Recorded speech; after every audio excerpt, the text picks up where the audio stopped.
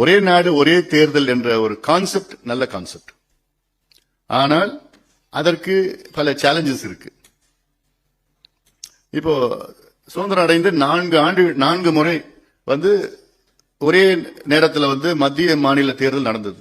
67 வரைக்கும் நடந்தது. அதுல அதன் பிறகுதான் அப்புறம் இந்திரா காந்தி அம்மையார் கலைச்சதுனால அதை மாத்தி மாத்தி வந்துட்டு இருந்தது. அல்ல அப்புறம் போக இன்னும் மோசமாயிடுச்சு. அதுல இதுல என்னென்ன எங்களுடைய கேள்விகள், நாங்கள் பல கேள்விகள் கேட்டிருக்கிறோம். அந்த கமிட்டி கிட்ட நாங்கள் லெட்டர் அனுப்பிச்சிருக்கிறோம், கேள்விகள் கேட்டிருக்கிறோம்.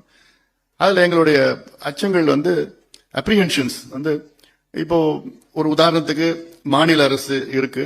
அந்த மாநில அரசு ஒரு ஆண்டுல அது பெரும்பான்மை இழக்கிறது. அடுத்தது 4 ஆண்டுகள் என்ன செய்யும், எப்படி என்ன நிலைப்பாடுன்னு ஒண்ணு இருக்கு.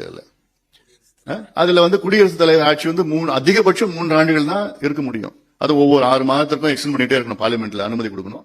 அதிகபட்சம் 3 ஆண்டுகள் தான் கான்ஸ்டிடியூஷன்ல இருக்கு.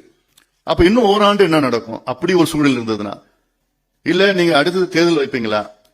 தேர்தல் வச்சு தேர்தல் 5 ஆண்டுகளுக்கு தேர்தலா, இல்ல 4 ஆண்டுகளுக்கு தேர்தலா, இல்ல 4வது ஆண்டுல அரசு கவருது, இன்னும் 1 ஆண்டுல நீங்க தேர்தல் வச்ச 1 ஆண்டுக்கு வச்சுப்பீங்களா? இதெல்லாம் நிறைய கேள்விகள் இருக்கு. அதுல இது மத்திய அரசு, மாநில அரசுக்கு மட்டும் இல்ல, மத்திய அரசு இன்னும் மோசமா இருக்கும். இப்ப நீங்க மத்திய அரசு ஒரு பேச்சுக்கு நான் சொல்றேன். இப்போ வாஜ்பாய் அமைச்சர் கிட்டத்தட்ட முதல்ல 10-13 நாள், அப்புறம் 13 மாதங்கள் எல்லாம் போயிடுச்சு. அப்படிப்பட்ட ஒரு சூழல் ஏதாவது வந்துச்சுன்னா, அப்போ தேர்தல் மத்திய அரசுக்கு தேர்தல் அடுத்த 4 ஆண்டுகளுக்கு இருக்குமா? அப்ப அது கூட எல்லா மாநிலம் மீண்டும் தேர்தல் வைப்பாங்களா? இப்படி எல்லாம் கொஞ்சம் இதெல்லாம் இருக்கு. அதுக்கு இதற்கெல்லாம் என்ன விடை? நாங்க 2 யோசனை, முக்கியமான யோசனை சொல்லியிருக்கிறோம். அந்த யோசனைகள் என்னன்னா, ஒண்ணு ப்ரொபோர்ஷனல் ரெப்ரசன்டேஷன் வைங்க. அது ப்ரொபோர்ஷனல் ரெப்ரசன்டேஷன் கிட்டத்தட்ட இந்த உலகத்துல 82 நாடுகள்ல இருக்கு. பக்கத்துல ஸ்ரீலங்கால கூட இருக்கு. பாகிஸ்தான்ல வேறு விதமா இருக்கு. 60 சீட்ஸ் பாகிஸ்தான்ல பெண்களுக்கும் அதுல வெற்றி பெற்றவங்களுக்கு பர்சன்டேஜ் 60 சீட்ஸ் இருக்கு பாகிஸ்தான்ல. நமக்கு அதுல ஃபர்ஸ்ட் அக்ராஸ் த போஸ்ட் வருது. இல்ல அவங்க தான் ஆட்சிக்கு வருது. இல்ல ஆமா. சோ ஒவ்வொரு கட்சியும் எவ்வளவு வாக்குகள் வாங்குறாங்களோ அந்த அடிப்படையில அந்த எண்ணிக்கையில அந்த எம்பியோ எம்எல்ஏ கொடுக்கணும். இதுல என்னன்னா, கட்சி இப்போ அதுல கட்சிக்கு தான் ஓட்டு போடுவாங்க, தவிர கேண்டிடேட்ஸ் ஓட்டு போட மாட்டாங்க. அது நல்ல முறை. அது பாக்குறேன். ஏன்னா யூரோப்ல பல நாடுகள்ல வெற்றிகரமா நடந்துட்டு இருந்தால் இதுல என்ன ஆகும்னா, இதுல அரசு அது ரொம்ப சுலபமா கவிர்க்க முடியாது ஒரு அரசை. ஏன்னா இது கூட்டணி ஆட்சி வரும். அதுல அடுத்தது எல்லாமே சேர்ந்து நாங்க சேர்ந்து பண்றோம். Coalition government. So the coalition model has been very, very successful in most of the countries. இது நடைமுறையில் இருக்க நாடுகள் இருக்கு. அது இன்னொன்று, கட்சி விட்டு யாரும் கட்சி தர மாட்டாங்க.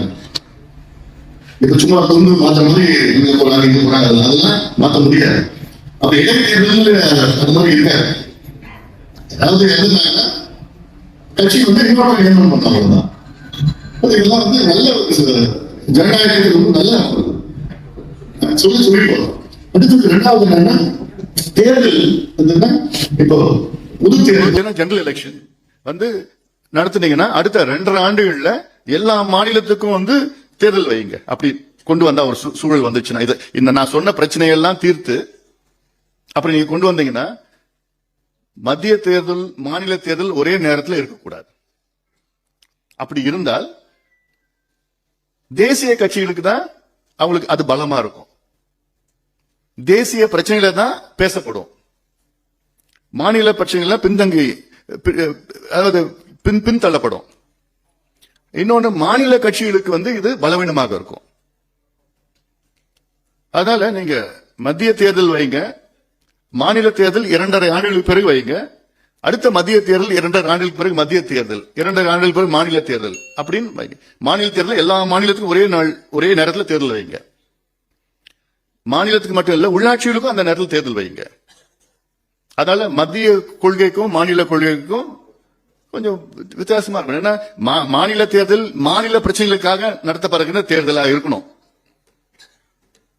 அப்படி பண்ணுங்க. நீங்க அப்படி பண்ணீங்கன்னா இதுதான் எங்களோட யோசனை நாங்க கொடுத்துருக்கோம்.